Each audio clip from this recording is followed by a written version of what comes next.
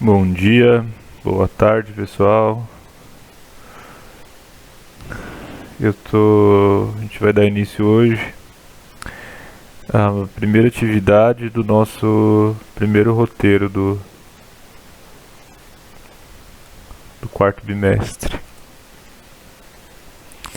Então esse é o último roteiro que vocês vão estar fazendo. É o primeiro roteiro do último bimestre. Então todos aqueles que não fizeram alguma coisa, deixaram de fazer até o momento, então é hora de começar a se preocupar com isso e tentar fazer alguma coisa para que a gente possa aprová-los aí. Então as habilidades que a gente vai ver ao longo desse roteiro é ler, interpretar e comparar mapas dos diferentes domínios morfológicos das bacias hidrográficas. Isso a gente vai ver na aula da semana que vem, o final do roteiro. Estabelecer relações de causa e consequência. E tem o texto que ele vai falar sobre a questão dos recursos hídricos. Sempre que vocês virem falar em hídricos, hidrológico, hidrologia, é sempre termos utilizados para definição de água. Tá? Então, isso é importante vocês fixarem aí o prefixo. Ouviu falar em hídrico, hidrologia, são todos termos utilizados, hidrosfera, todos termos para discutir, para ressaltar a questão da água, sempre para se referir em relação à água. Então tem um texto que eu não vou ler porque ele é muito longo para a gente estar lendo, o vídeo vai ficar muito extenso aí para vocês, então vamos lá às questões. Em relação à disponibilidade de recursos hídricos, como se encontra o Brasil? O Brasil, assim como o Canadá, são países que possuem gigantescas reservas de água doce. Tá? Uma parte da água lá no Canadá, ela encontra-se em estado sólido, né? São grandes geleiras. E no Brasil, ao longo dos rios, do fluxo dos rios aí, e dos lençóis subterrâneos, né? Embaixo do território brasileiro aí, parte do sudeste e centro-oeste, encontra-se o aquífero Guarani, que é aí o maior reservatório de água do mundo. Parece que agora descobriram ano passado um reservatório maior, mas ainda está em análise. Então, de água potável, o maior reservatório subterrâneo pertence ao Brasil. No que diz respeito à responsabilidade dos estados, qual a responsabilidade cabe à unidade de federação em relação aos recursos? Então esses recursos, vocês vão ver no texto, é de responsabilidade dos governos fazer a gestão de como essa água vai utilizar. Então toda a água ela pertence à União, mas qual o uso que essa água deve ser feito, né? Então está lá na nossa Constituição que todos têm acesso à água. Então os estados têm a obrigação de fazer com que essa água potável chegue a uma quantidade maior de pessoas, ou chegue a todas as pessoas.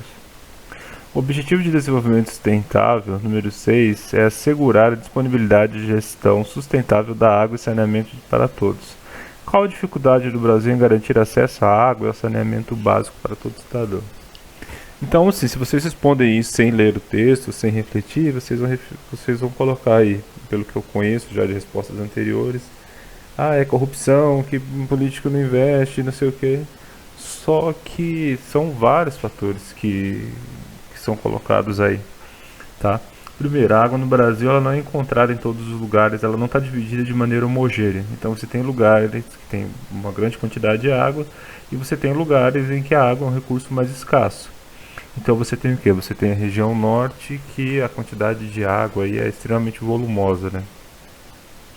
Mas você tem lugares como a região nordeste em que há uma escassez desse recurso, onde a maior parte da água potável ela fica mais nas áreas próximas ao litoral aí, né? Na parte mais interiorana do nordeste, a água é um recurso mais escasso. Então, você tem, por exemplo, repetindo, a região norte, ela tem muita água.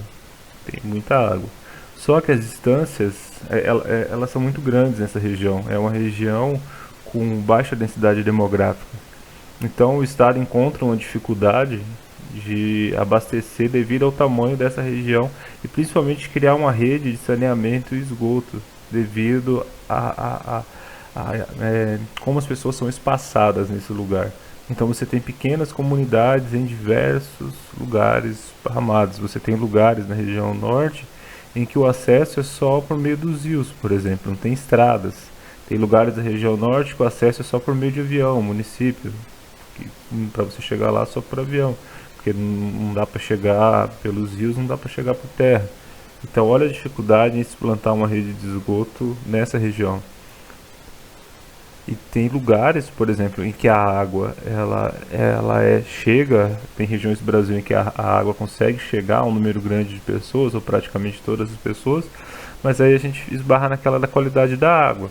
É o caso da região sudeste, né, que é a região mais povoada do país, é uma região que tem uma grande disponibilidade de recursos hídricos, só que a gente esbarra na questão dessa água, não grande parte dela o consumo não ser adequado para o ser humano, né? Ela não está disponível de maneira adequada para o ser humano.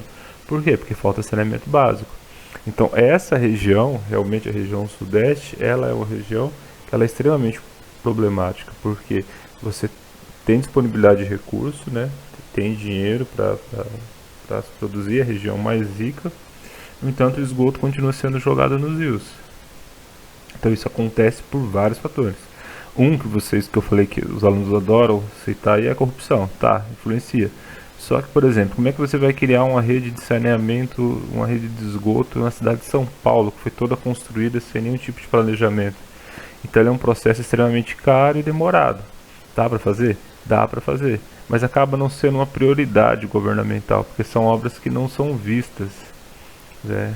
Ninguém vai votar no João Francisco porque ele fez um lugar para eu jogar o esgoto da minha casa. Não, esse tipo de obra é um tipo de obra que não dá voto. Então o saneamento acaba sendo prejudicado também por essa questão. Coloquem pergunta, coloquem resposta na folha do caderno de vocês. Pergunta caneta, a resposta pode ser lápis ou caneta, mas pergunta caneta. Terminou, tira uma foto e manda aí para poder estar dando a notinha de vocês. Certo? Qualquer dúvida é só perguntar, eu estou aqui de plantão para poder ajudá-los.